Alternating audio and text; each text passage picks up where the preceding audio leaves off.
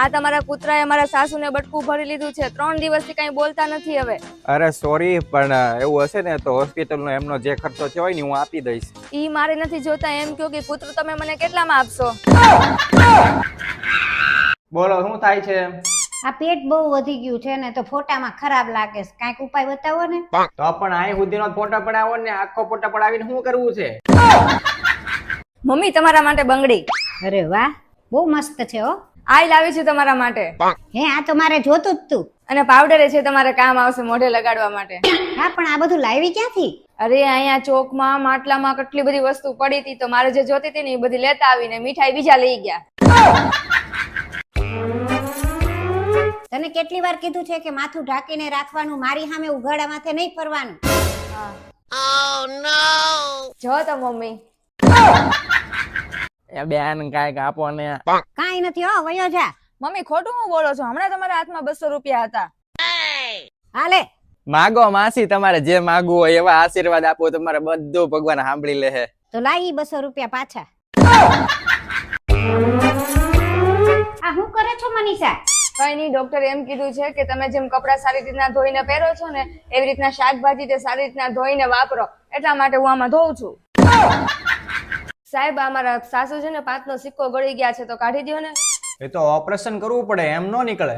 હા, તો ઓપરેશન કરીને કાઢી દો. અરે 5 રૂપિયાના સિક્કા હાટું એટલી કાપકૂપ ન કરાય. ઉભા રહ્યો, અલ્યો 10 રૂપિયા લેતા જાવ. મમ્મી ઓલો બંગલો દેખાય છે? ઓ, કેવો મસ્ત બંગલો છે. ઈ મારા માસીના છોકરાએ બનાવ્યો. તો હાલ ને આપણે અંદર જઈને જોઈ આવીએ કેવો છે. પણ ઈ ત્યાં નથી રહેતો. કેમ? ઈ તો કડિયો છે, બનાવીને વયો ગયો. તમે હમણાં ડાયા બહુ થઈ ગયા ની? કેમ? હે, રોજ સવારમાં નાઈ ધોવાનું મંદિરે જાઓ દર્શન કરવા. મંદિરે જ જવું પડે ને. કેમ?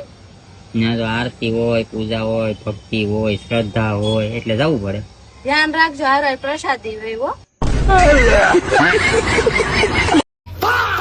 હેલો, આ મોદીજી એક દિવસમાં 3 દેશોમાં કઈ રીતે પ્રવાસ કરે છે? મોદીજીને બેડી નથી ને એટલે આપણે ડીમાર્ટમાં હાંગ પડી જાય.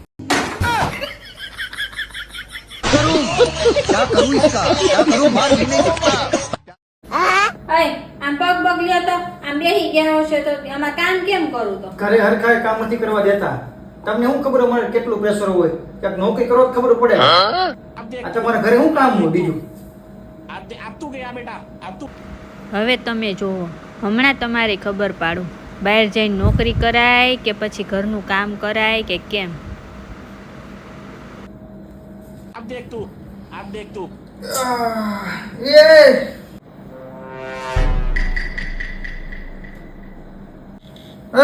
હવામાં ગાડી કઈ બાજુ ઉપડી? ઈ તો હું નોકરીએ જાઉં છું, આજથી મને નોકરી લાગી ગઈ નવી. તું નોકરી જઈશ તો આ છોકરાનું મારું ને ઘરનું બધું ધ્યાન કોણ રાખશે? અરે એની ઉપાધિ તમે કરો માં. હમણાં અત્યારે કામવાળી આવશે, ઈ સવાર બપોર અને સાંજ 3 ટાઈમ રસોઈ બનાવશે અને આપણા છોકરાને હાચવશે. એનો પગાર છે 5000 રૂપિયા. એના પછી બીજી કામવાળી આવશે, ઈ કચરા પોતા વાસણ કપડા બધું કરી દેશે. એનો પગાર છે 3000 રૂપિયા. અને બીજી ઉપાધિ કરવામાં અને છોકરાને લેવા મૂકવા એનું મેં વાન બંધવી લીધું છે, એનું ભાડું છે 2000 રૂપિયા. એટલે ટોટલ થયા 10000 રૂપિયા જે તમારે તૈયાર રાખવાના છે. એ મારી વાત તો સાંભળ તું પેલા. ઉભી રે. તારે ક્યાંય જવાની જરૂર નથી. તો ઘરમાં બેસ, આરામ કર. મને એ ખબર નથી તો આટલા બધા રૂપિયા બચાવો છે એમ ઘરમાં. કા આવી ગયા ઠેકાણે? કેતા તાની તાલી ધૂનમાં હું કામ હોય? આ કામ હોય અમારે.